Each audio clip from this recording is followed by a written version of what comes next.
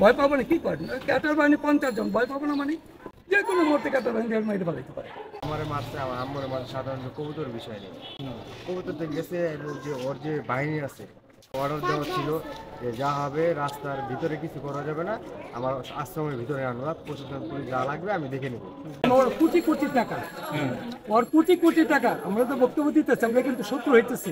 কেউ আমরা যেটা দিচ্ছে, কেউ একটা মিথ্যা প্রমাণ, কিছুক্ষণ আগেও 2 জন লোক প্রমাণ দিছে যে দুধের দোয়া ছেড়ছে, কোনো দোষী করে না। এই যে কম মারছে কি করছে, এটা মিথ্যা হয়ে গেছে।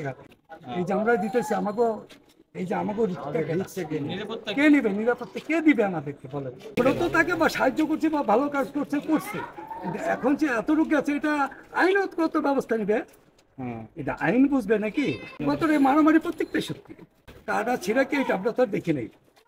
এটা যারা গোচর করেছে বা অন্য দেখবো, আমরা মারামারি যেটা এটা বলতে পারবো। মারামারি যেটা ঘটনা করছে এটা সম্পূর্ণ সত্যি। কিছু ক্যাটার বাহিনী আছে, এইটা বলতে পারবো। সাংবাদিকের লোকেরও তাদের সাথে কি ব্যবহারটা করছে এবং কজন ক্যাটার ছিল তার, এরা আপনাকে সাংবাদিকরা বলতে পারেন। আমার কথা হলো, আপনাদের একজন সাংবাদিকরা অপমান করা মানে মারতে চাও। আমরা না দিই, পাবলিক দিচ্ছে তো, আমি দিতে পারি না। আমি অ্যাক্সিডেন্টে তখন অসুস্থ ছিলাম, আমি তো আর দিইনি, পাবলিক দিছে। কিন্তু যে এই হিরো থেকে হিরো কি করে এলো, এটারও তো দরকার আছে। তো ভয় পাবো না কি করেন? ক্যাটার বাহিনী 50 জন, ভয় পাবো না মানে? যে কোনো মুহূর্তে ক্যাটার বাহিনী মেরে ফেলাইতে পারে। হ্যাঁ অবশ্যই, আমাদের তো নিজে আমার মারছে, আমার আম্মুর মারছে সাধারণত কবুতর বিষয় নেই।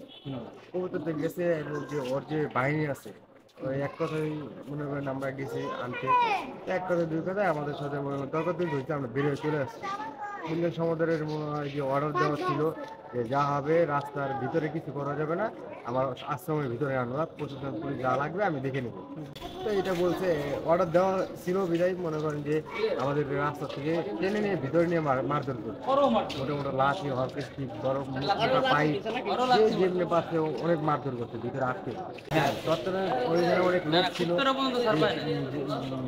লোক আছে ওদের যেই হ্যাঁ লাঠিয়াল বাহিনী আছে, ভিতরে লাঠি আছে। এখন আপাতত ওই লোকগুলোরে নিজের সমাজে সরাই ফেলছে, কিন্তু শেষে যাবে ওই লোকগুলো যদি ধরা হয়। এই কারণে ওই লোকগুলো এখন আর নাই, এখানে সরাই ফেলছে। এখন নতুন লোকজন আছে, মিল্টনের ভয়ে এলাকার মানুষ কেউ কথা বলতে চায় না। এখন গ্রেপ্তার হয়েছে, এই কারণে মোটামুটি মানুষ এখন জিজ্ঞাসা করতে পারবে, সবাই বলতে পারে যে ও কি করছে না করছে। এর আগে মিল্টনের ব্যাপারে কেউ কিছু বলতে চায় না। হ্যাঁ ওর সাথে মনে করেন যে অল টাইম 8-10 জন থাকতো, আর 5 দিয়ে যদি কেউ যাইতো অথবা ধাক্কা লাগলেও ওই 10-15 জন হামলা করতো এই সাধারণ মানুষের উপরে। তো ও মনে করেন একটা প্রভাবশালী মতন চলাফেরা করতো, কারণ ওর নাকি অনেক বড় হাত আছে, তাও এলাকার কাউরে গোনে না। কবুতর আনতে গেলে সেখানে বিদ্যালয় ছেলেটা কথা কাটাকাটি করে 7-8টা ছেলে নিয়ে ভিতরে ঢুকায় প্যান্টটা বেল্ট খুলে এই ছেলে দুটাকে নির্যাতন করে। এই নির্যাতনের চিত্রগুলো আমরা ইফতারের পরে যখন আমরা জানতে পারলাম, তখন আমাদের ওদেরকে দেখে উচ্চ জনতা যারা এসে দাঁড়ায় আছে ভিতরে ওদেরকে মারছে। তখন আমি ইসলামের একজন ভাইয়া লাগে অবৈধ বলেছে এই ছেলে দুটাকে উদ্ধার করে নিয়ে আসে। উদ্ধার করে নিয়ে আসার পর মিল্টন সমাজের সাথে আমি ব্যক্তিগতভাবে যোগাযোগ করি এটা সমাধান আসার জন্য, এবং যেন নিচল হয়ে যায়, এটা বড় আকারে যেন না হয়। তারপর সে অসত্য ভাষায় আমার সাথে বাজে আচরণ করে, যে তার প্রশাসনিক ক্ষমতা এবং তার দূষিত যে আয়োজন না যাওয়ার কথা। আমি বয়স্ক মানুষ হিসেবে আমি সেটা তখন চুপচাপ হলাম। পরবর্তী সময় তার কথা ছিল যে পরবর্তী দিন এসে সে এটা সমাধান করবে এবং আরও পরের দিনই ছেলেটাকে ডেকে 2-3 হাজার টাকা চিকিৎসার জন্য বা 4,000 টাকার মতো চিকিৎসার জন্য দিতে গেছে। ছেলেটা যোগাযোগ করলে আমরা বলতে যে 2,000 টাকা ওর দেওয়া লাগবে না, যেহেতু বসতে চাচ্ছে না।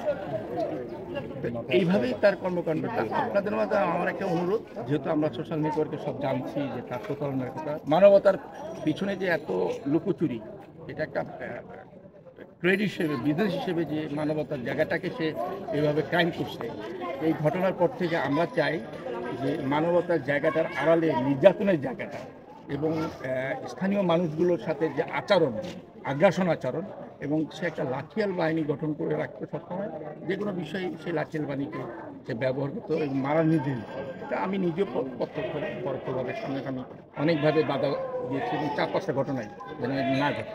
শেষে যে দুটো ছেলেকে নির্যাতন করলো, এটা তো শেষ সে বিচারই করলো না, উল্টো সে যারা তার বিপক্ষে কথা বলতে চাইছে, তাদেরকে সে মাদক মামলার হুমকি দিয়ে একটা মেসেজ দিয়ে রাখতো যে তার বিষয়ে যদি কেউ কথা বলতে চায় তাহলে মাদক মামলা।